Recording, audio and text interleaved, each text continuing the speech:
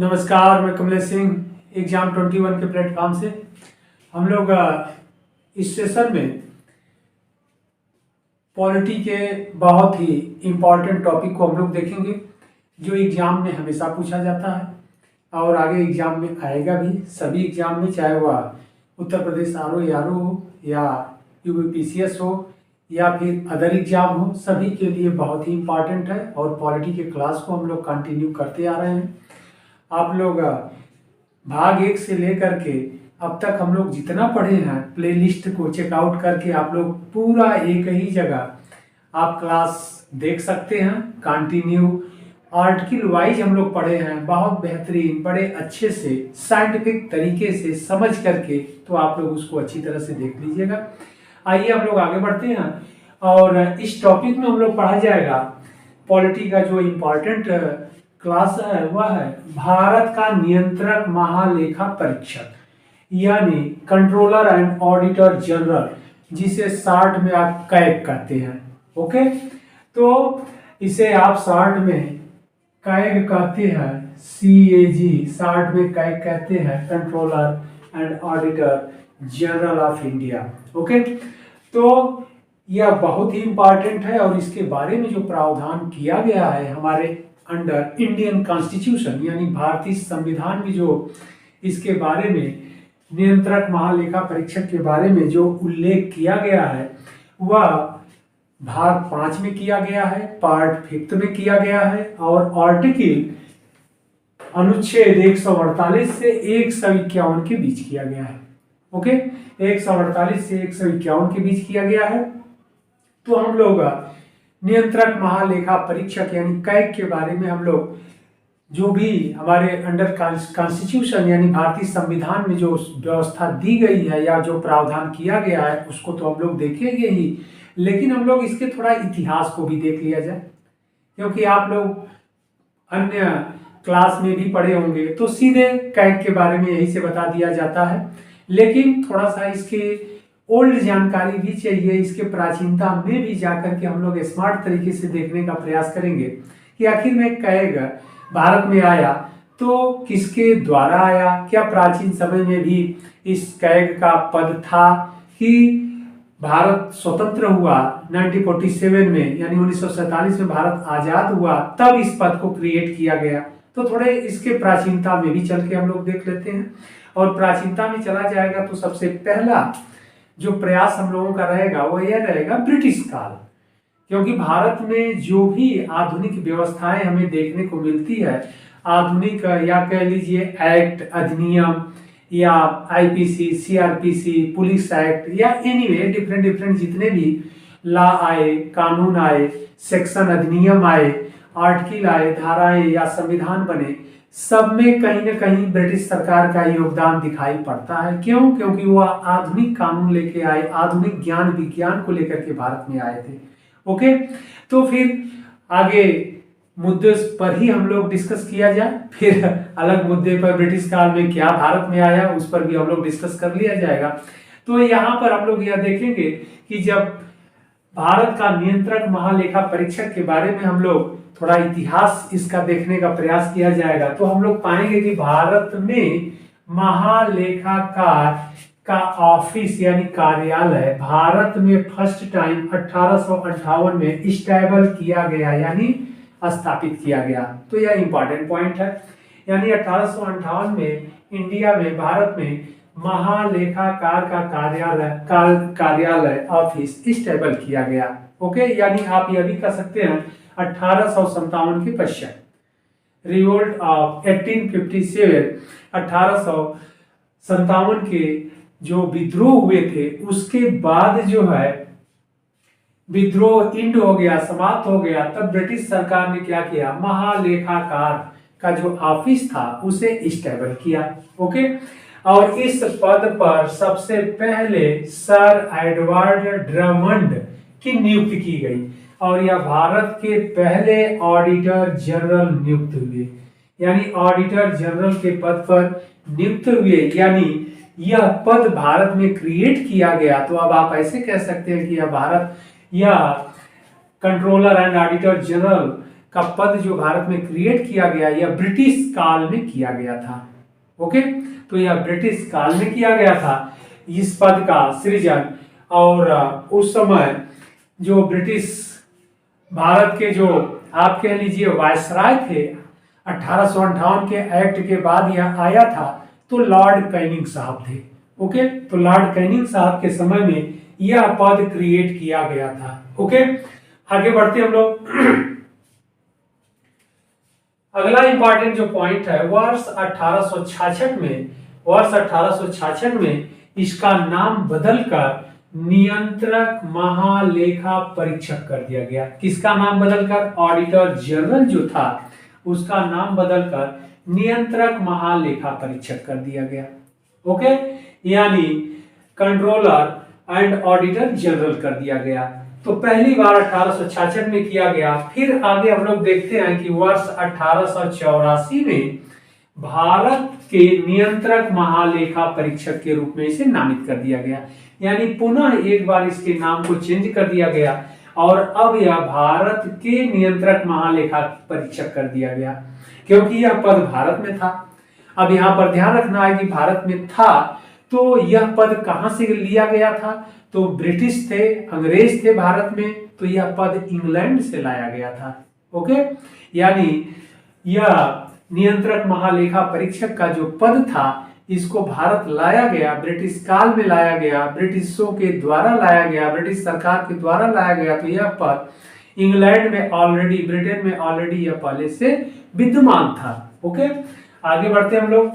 आगे चल करके 1935 यानी 1935 के एक्ट में इस पद को यानी नियंत्रक महालेखा परीक्षक के को और शक्ति यानी पावर प्रदान कर दिया गया। ओके, अब यहाँ पर ध्यान रखना है कि यह नियंत्रक महालेखा परीक्षक करता क्या है, थोड़ा सा इस पर भी डिस्कस कर लिया जाए, आगे हम लोग और डिटेल किया कर लिया जाएगा। तो यह जो भारत सरकार है या फिर ब्रिटिश सरकार है, ओके, या फिर जहां की भी सरकार हो जहां पर यह पद, जिस देश में यह पद है, तो हम लोग मेनली इंग्लैंड से और भारत से कंपेयर किया जाएगा, क्योंकि भारत के परिप्रेक्ष्य में ही हम लोगों को पढ़ना है और यह पद भारत में लाने का श्रेय ब्रिटिश सरकार को था। तो हम लोग इंग्लैंड से और भारत से कंपेयर किया जाएगा। तो इस पद का मुख्य कार्य यही होता है कि जो सरकार जो संचित निधि से या ऐसे कह लीजिए कि सरकारी खजाने से पैसा जो व्यय किया जाता है डिफरेंट मदों पर, यानी भिन्न भिन्न क्षेत्रों में किया जाता है, परिवार के क्षेत्र में, स्वास्थ्य के क्षेत्र में, ओके, शिक्षा के क्षेत्र में, एनीवे, तो जितने भी मदों पर, क्षेत्रों में, रक्षा के क्षेत्र में जितने भी पैसे खर्च किया जाता है वह सरकार के पैसे का यह क्या करता है? ऑडिट रखता है, हिसाब किताब रखता है, जिसको लेखा जोखा कहते हैं। और यह देखता है कि क्या जो पैसा निकला जिस स्थान पर, जिस मद पर खर्च करने के लिए, तो वहां पर उस मद पर इसे खर्च किया गया कि नहीं, और वह पूरा हिसाब ऑडिट लेखा जोखा तैयार करके और वह भारत में जो व्यवस्था है वह राष्ट्रपति को देता है। ओके, और फिर राष्ट्रपति उसे संसद के पटल पर रखवाते हैं। अगर उसमें किसी तरह का जो है घोटाला हुआ रहता है तो फिर उसकी जांच की जाती है और जो उचित अधिकारी होते हैं या सक्षम अधिकारी होते हैं या मिनिस्टर होते हैं उन्हें दंडित किया जाता है या दंडित करने का भी प्रावधान किया गया है कि भाई आपने पैसे जो धन था संचित निधि से उसका सही इस्तेमाल या यूज या उपयोग नहीं किया। क्लियर बात है? तो यही इंग्लैंड में भी होता है, यही भारत में। अब आ जाइए यहाँ पर आगे बढ़ते हम लोग। इंग्लैंड में स्थिति क्या है इसको देख लिया जाए। तो यहाँ पर क्या है कि इंग्लैंड में यह जो होता है क्या, नियंत्रक महालेखा परीक्षक वह वहां के पार्लियामेंट यानी संसद का सदस्य होता है और वहां पर हाउस ऑफ कॉमन्स का वह मेंबर होता है। इस बात को ध्यान रखना है। जबकि भारत से कंपेयर कर लिया जाए तो भारत में नियंत्रक महालेखा परीक्षक पार्लियामेंट का मेंबर या सदस्य नहीं होता, यानी संसद के दो सदन जो होते हैं लोकसभा और राज्यसभा में से किसी का वह मेंबर या सदस्य नहीं होता है। ओके, अब तो ये अंतर है। दूसरा अंतर यह है कि जो यह कैग है यानी नियंत्रक महालेखा परीक्षक है के आदेश से ही सरकारी खजाने से धन निकाला जाता है। कहां पर? इंग्लैंड में। ध्यान रखना है, जब वह पार्लियामेंट का सदस्य होता है, हाउस ऑफ कॉमन्स का और हाउस ऑफ लॉर्ड्स, वहां पर भी दो सदन होते हैं, इंग्लैंड में भी जैसे भारत में। तो वहां पर इंग्लैंड में क्या है कि कैग के आदेश से ही सरकारी खजाने से धन या पैसा निकाला जाता है विभिन्न मदों के खर्च के लिए। तो वहां पर इसके आदेश से निकाला जाता है, जबकि भारत में नियंत्रक महालेखा परीक्षक यानी भारत के नियंत्रक महालेखा परीक्षक के अनुमति से पैसा नहीं निकाला जाता। इसका मतलब यह है कि भारत का जो नियंत्रक महालेखा परीक्षक है उसकी शक्ति, उसका पावर कहीं न कहीं ब्रिटेन के जो नियंत्रक महालेखा परीक्षक है उससे इसका पावर कम है। यानी भारत का नियंत्रक महालेखा परीक्षक क्या करता है, जब सरकारी खजाने से या सरकारी निधि से, चाहे संचित निधि कह लीजिए, पैसा निकल जाता है विभिन्न मदों के लिए तो खर्च किया जाता है, उसके बाद यह जांच करता है। ओके, तो यह अंतर है। जबकि इंग्लैंड में देखा जाए तो जो भारत का जो नियंत्रक महालेखा परीक्षक है उनका पावर अधिक है कंपेयर भारत के। तो भारत के कंपैरिजन में इंग्लैंड में इनका पावर अधिक है, लेकिन यहाँ भारत में क्या है कि वह नियंत्रक महालेखा परीक्षक पार्लियामेंट का यानी भारतीय संसद का सदस्य नहीं रहता है, लेकिन फिर भी संसद के किसी भी सदन में उपस्थित हो करके वह उस वित्त से संबंधित या धन से संबंधित मामलों पर चर्चा कर सकता है, डिस्कस कर सकता है, यह उसे अधिकार है। ओके, या किसी राज्य से संबंधित है तो वहां उस राज्य के विधानमंडल में भी या स्टेट पार्लियामेंट में भी वह उपस्थित होकर के उस मामले से जानकारी दे सकता है। ओके, यह अधिकार उसके पास है। लेकिन पार्लियामेंट का सदस्य नहीं रहता है और लेकिन कार्यवाहियों में, चर्चा में या सदन में उपस्थित होता है, भाग लेता है, लेकिन उसे वोटिंग या मत देने का अधिकार नहीं होता है। तो यह अंतर था, हम लोग बहुत इंपॉर्टेंट है, हम लोग एकदम स्मार्ट तरीके से देखे हैं। अब हम लोग आ जाते हैं भारत के नियंत्रक महालेखा परीक्षक के नियुक्ति से संबंधित डिस्कस हम लोग कर लेते हैं, उसके शपथ ग्रहण से संबंधित डिस्कस कर लेते हैं, उसके क्वालिफिकेशन से संबंधित डिस्कस कर लेते हैं, उसके सैलरी से संबंधित डिस्कस कर लेते हैं और उसके ड्यूटीज यानी कर्तव्य क्या है उससे संबंधित हम लोग डिस्कस कर लेते हैं। ओके, अब हम लोग देख लेते हैं भारत का नियंत्रक महालेखा परीक्षक के बारे में जो इतिहास था वो तो हम लोग देखे, लेकिन आगे हम लोग देखते हैं कि भारतीय संविधान के भाग 5 में अनुच्छेद 148 से 151 तक इसके बारे में जो प्रावधान किया गया है, तो इसमें अनुच्छेद 148 में क्या दिया गया है, नियंत्रक महालेखा परीक्षक की नियुक्ति के बारे में प्रावधान दिया गया है, शपथ ग्रहण के बारे में प्रावधान दिया गया है और सेवा शर्तों के बारे में प्रावधान दिया गया है। ओके, तो यह सब प्रावधान किए गए हैं, तो इसको हम लोग देख लेते हैं।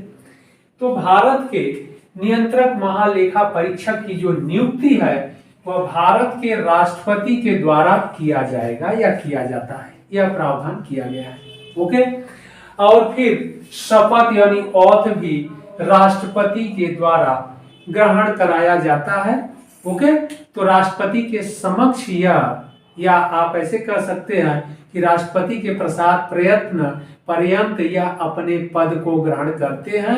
अगर राष्ट्रपति उपस्थित नहीं रहते हैं किसी अन्य कारणों से तो उनके द्वारा जो उनके प्रतिनिधि रहते हैं वह शपथ ग्रहण कराते हैं। आगे बढ़ते हम लोग और इनके कार्यकाल के बारे में, तो यह शपथ एग्जाम के लिए बहुत इंपॉर्टेंट है, पूछ देता है। इनके बाद इनका कार्यकाल हम लोग देख लेते हैं। कार्यकाल के बारे में जो उल्लेख है 6 वर्ष अथवा 65 वर्ष तक यह क्या करते हैं, सेवा देते हैं। तो इनका कार्यकाल जो होता है 6 वर्ष तक अथवा 65 वर्ष तक, इसमें से जो पहले आ जाए। ओके, यानी 65 वर्ष की उम्र तक वह इस पद पर बने रहेंगे, कैग के पद पर बने रहेंगे, अथवा 65 वर्ष के पहले 6 वर्ष पूर्ण हो जाएगा तब भी वह अपने पद से अवकाश प्राप्त कर लेंगे या हट जाएंगे। तो यह सेवा शर्तें हैं 6 वर्ष अथवा 65 वर्ष की उम्र तक। आगे हम लोग देख लेते हैं कि त्याग पत्र के बारे में क्या प्रावधान किया गया है। यह अपने सेवा काल के दौरान यानी 6 वर्ष अथवा 65 वर्ष की उम्र तक जो ये इनका सेवा काल है, इस दौरान यह कभी भी राष्ट्रपति को यानी प्रेसिडेंट को क्या करेंगे, त्याग पत्र सौंप देंगे। कभी भी त्याग पत्र दे करके किन्हीं भी कारणों से या अपने पद से हट सकते हैं त्याग पत्र दे करके। और किसे त्याग पत्र देंगे, राष्ट्रपति को देंगे। ओके, इसके अलावा सिद्ध कदाचार के द्वारा यानी मिस बिहेवियर के द्वारा भी इन्हें इनके पद से हटाया जा सकता है। यानी सेवा काल के दौरान इन्हें सिद्ध कदाचार के द्वारा या मिस बिहेवियर के द्वारा इन्हें इनके पद से हटाया जा सकता है। और इन्हें उसी रीति से हटाया जाएगा जिस रीति से सुप्रीम कोर्ट के न्यायाधीश को उनके पद से हटाया जाता है। तो सुप्रीम कोर्ट के न्यायाधीश को जिस रूप में जिस प्रक्रिया के द्वारा पद से हटाया जाता है, उसी तरह भारत के नियंत्रक महालेखा परीक्षक को भी उनके पद से हटाया जाएगा। ओके, और यह सुप्रीम कोर्ट के न्यायाधीश को पद से हटाने के लिए दोनों सदनों के द्वारा उपस्थित और मत देने वाले कम से कम 2/3 सदस्यों के द्वारा 2/3। ओके, तो 2/3 के द्वारा क्या किया जाएगा, 2/3 बहुमत के द्वारा इन्हें पद से हटाया जा सकता है। तो जिस प्रकार सुप्रीम कोर्ट के न्यायाधीश को उनके पद से हटाया जाता है, उसी तरह इन्हें भी इनके पद से हटाया जा सकता है। 2/3 बहुमत से या पद से इनको हटाया जा सकता है। इनके वेतन को भी हम लोग डिस्कस कर लेते हैं। सैलरी को अगर देख लिया जाए तो इन्हें प्रति माह 2,50,000 रुपए प्रति माह इन्हें सैलरी या वेतन मिलता है। अब इसके बाद आगे हम लोग देख लेते हैं कि इनके क्वालिफिकेशन योग्यता से संबंधित अन्य बातें क्या कहा गया है, अन्य प्रावधान क्या है। तो यह भारत के नागरिक होंगे, इंडियन सिटीजन होंगे। इसके बाद अनसाउंड माइंड, पागल, मूक इत्यादि नहीं होंगे। ओके, इसके बाद किसी भी लाभ के पद पर नहीं होंगे। इसके बाद यह दिवालिया घोषित न किए गए हों। ऐसे व्यक्ति इस पद पर नियुक्त नहीं किए जाएंगे जिन्हें दिवालिया घोषित किया गया हो। ओके, तो यह एक सामान्य सा सेवा शर्तें हैं, क्वालिफिकेशन है। इसके अलावा संसद के द्वारा जो भी इस भारत के नियंत्रक महालेखा परीक्षक से संबंधित सेवा शर्तें या फिर योग्यता से संबंधित जो भी शर्तें निर्धारित किया जाएगा उसे भी पूरा करना होगा। ओके, तो यह इंपॉर्टेंट सारे पॉइंट है। लेकिन यहाँ पर यह नहीं उल्लेख किया गया है कि यह कितनी, ये इनकी जो है कि योग्यता में इनका एजुकेशन क्या होगा। तो एजुकेशन के बारे में कोई उल्लेख नहीं किया गया है कि यह किसी विशेष क्षेत्र में योग्यता रखते हो। ओके, या फिर यह इनका जो क्वालिफिकेशन है एजुकेशन का, जो एजुकेशनल क्वालिफिकेशन है इस स्तर का होना चाहिए, यह नहीं किया गया है। लेकिन फिर भी इस पद पर योग्य व्यक्तियों की नियुक्ति की जाती है। सीनियर आईएएस अथवा अन्य योग्य व्यक्ति इस पद पर नियुक्त किए जाते हैं। इस सेवा शर्तों में एजुकेशन के बारे में, एजुकेशन से संबंधित कोई योग्यता का निर्धारण नहीं किया गया, फिर भी योग्य व्यक्ति ही इस पद पर नियुक्त किए जाते हैं। ओके, अब राष्ट्रपति के द्वारा नियुक्त किया जाता है और सेवा शर्तों के दौरान किसी प्रकार का इनका जो वेतन भत्ता इत्यादि है वह कम नहीं किया जाएगा। ओके, अब हम लोग इनकी कर्तव्य देख लेते हैं, इनके ड्यूटीज को देख लेते हैं। अनुच्छेद 149, ओके, आर्टिकल 149 में क्या दिया गया है, तो भारत के नियंत्रक महालेखा परीक्षक के ड्यूटीज एंड पावर से संबंधित बातें कहा गया है। ओके, तो ड्यूटीज एंड पावर से संबंधित कर्तव्य और शक्ति की बातें कही गई है। इसमें क्या कहा गया है, अनुच्छेद 149 में कहा गया है कि भारत की संचित निधि से निकाले गए धन पर नियंत्रण रखता है। यानी नियंत्रक महालेखा परीक्षक यानी कैग का कार्य क्या होगा कि भारत सरकार की या भारत की संचित निधि से निकाले गए धन यानी पैसे पर वह क्या करेगा, नियंत्रण रखेगा कि जिस मद के लिए धन आवंटित किया गया है उस मद पर वह धन यानी पैसा व्यय किया गया है कि नहीं, उसमें दुरुपयोग तो नहीं किया गया है, घोटाला तो नहीं किया गया है, उसकी वह जांच करता है। ओके, तो इस प्रकार यह इंपॉर्टेंट है कि भारत की संचित निधि से निकाले गए धन पर वह नियंत्रण रखता है।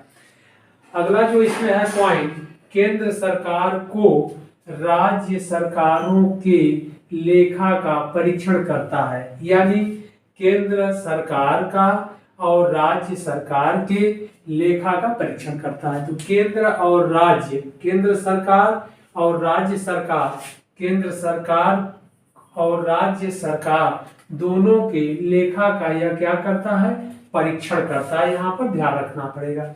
इसके बाद आर्टिकल अनुच्छेद 150 में क्या कहा गया है, आर्टिकल 150 में कहा गया है, अनुच्छेद 150 में कि संघ और राज्यों के खातों का विवरण राष्ट्रपति के आदेश पर कैग द्वारा रखा जाएगा।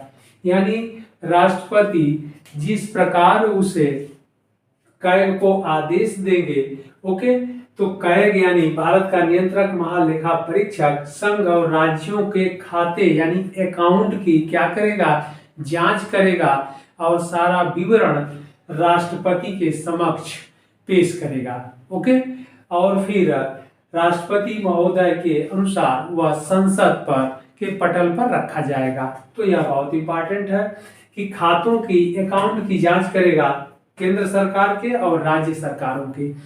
आगे कहा गया है अनुच्छेद 151 में ऑडिट रिपोर्ट, यानी जो रिपोर्ट तैयार करेगा, कैग के द्वारा रिपोर्ट जो तैयार की जाएगी वह किसे वह सौंपेगा, एग्जाम के लिए बहुत इंपॉर्टेंट है, वह राष्ट्रपति को सौंपेगा।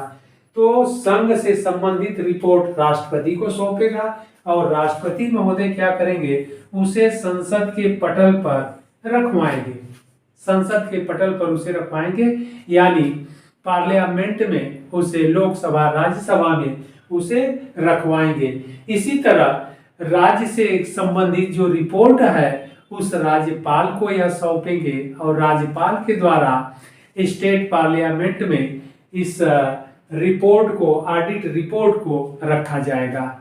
ओके, तो इस प्रकार हम लोगों ने देखा कि कंट्रोलर एंड ऑडिटर जनरल यानी कैग के बारे में, यानी भारत के नियंत्रक महालेखा परीक्षक के बारे में हमारे संविधान के भाग 5 में अनुच्छेद 148 से 151 के बीच में प्रावधान किया गया है और हम लोग बड़े अच्छे से स्मार्ट तरीके से इसको देखे हैं और आप लोग इसको बहुत अच्छे से देखिएगा, एग्जाम के लिए बहुत ही इम्पॉर्टेंट है।